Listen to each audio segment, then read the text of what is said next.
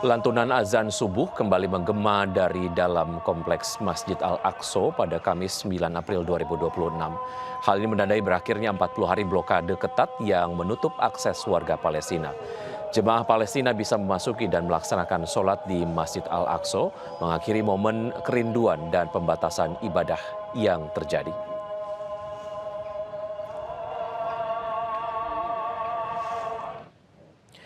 Pemirsa, akibat dilanda krisis pangan, ratusan warga Gaza rela antri berdesakan untuk mendapatkan sebungkus roti di sejumlah titik distribusi.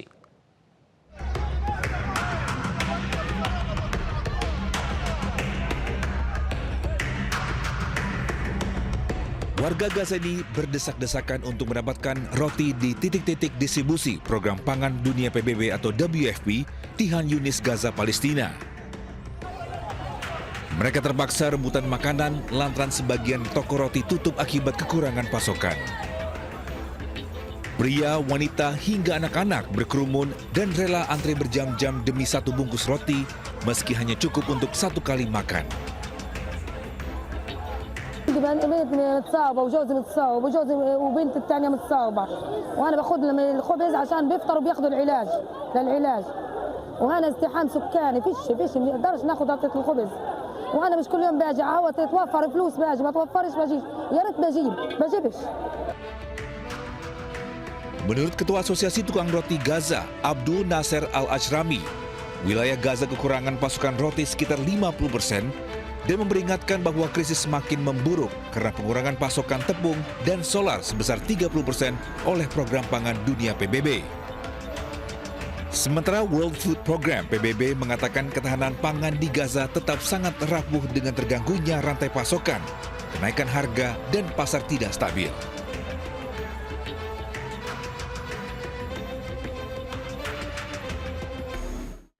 Serangan terhadap jurnalis di Gaza kembali terjadi. Koresponden Al Jazeera Mubashir Muhammad Wisyah tewas setelah mobil yang ditumpanginya dihantam drone Israel di wilayah barat kota Gaza.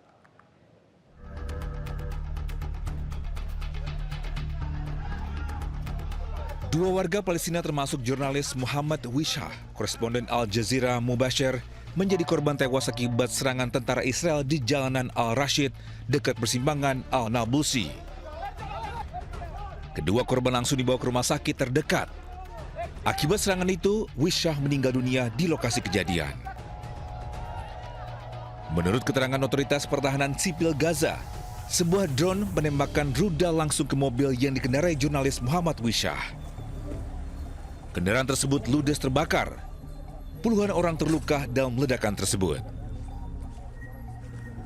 توجه الحالة في الجنوب وعند الرجوع إلى مستشفى الشفاء تفاجأت بوجود استهداف أجتني إشارة بوجود استهداف عن نقطة النابلسي وأنا بالرجوع عندما وقفت عند المكان الحدث تفاجأت باستهداف مرة ثانية والحمد لله على سلامة الجميع والحمد لله على سلامة الإصابات. هناك في أكثر عشرات الإصابات في مكان الاستهداف مرة أخرى.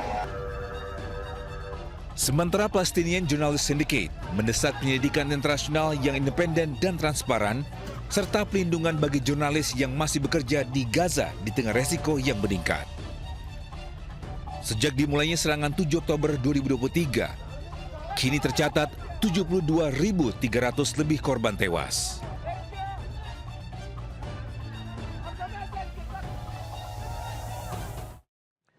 Serangan udara menghantam sejumlah jalur kereta api dan jembatan di Iran. Perdana Menteri Israel Benjamin Netanyahu pun mengonfirmasi operasi yang mendaratkan infrastruktur transportasi tersebut.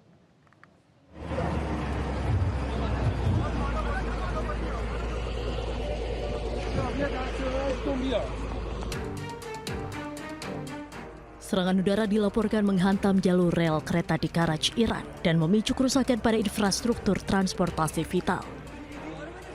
Rekaman menunjukkan tim penyelamat dari Bulan Sabit Merah Iran mengevakuasi warga sipil yang terluka di lokasi serangan.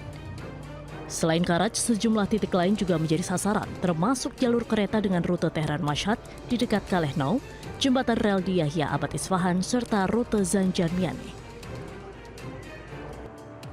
Perdana Menteri Israel Benjamin Netanyahu mengkonfirmasi serangan terhadap infrastruktur transportasi beberapa jam sebelum tenggat waktu yang ditetapkan. ditetapkan oleh Donald Trump bagi Tehran untuk mencapai kesepakatan.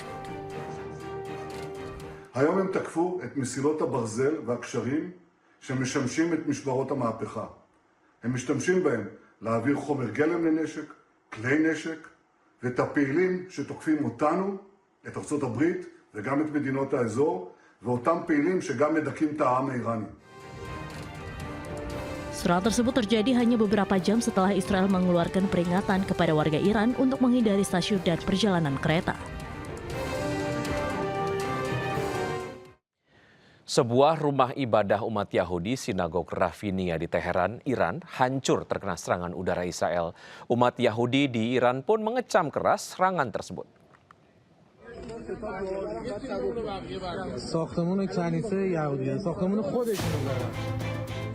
Serangan udara yang dilancarkan oleh Israel ke pusat kota Teheran menghantam rumah ibadah umat Yahudi Sinagoge Rafinia. Nampak bangunan sinagoge tersebut porak-poranda dengan puing-puing berserakan di seluruh area akibat hantaman serangan udara.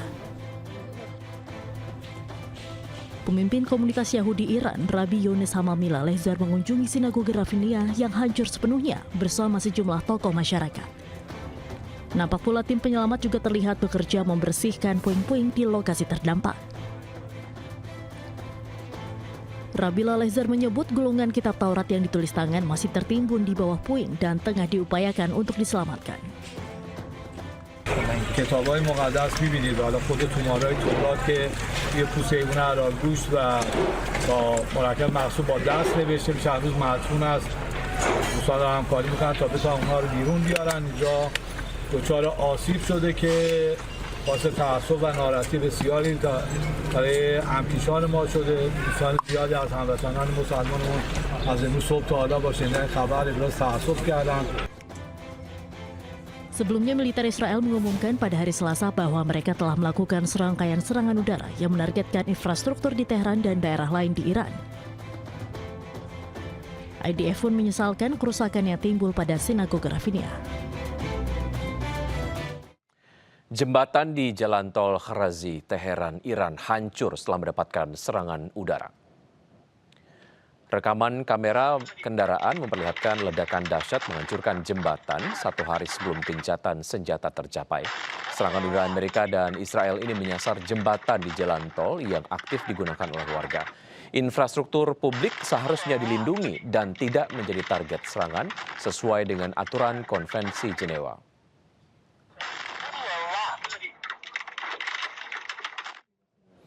Israel terus melancarkan serangannya ke Lebanon, sebuah kafe luluh lantak akibat dihantam rudal. Sementara itu Israel terus melancarkan serangannya ke Lebanon. Kali ini Israel menyasar sebuah kafe di kota Saida, Lebanon Selatan. Serangan dilancarkan saat warga Lebanon masih tertidur di malam tadi, hanya beberapa menit setelah Presiden Amerika Serikat mengumumkan gencatan senjata.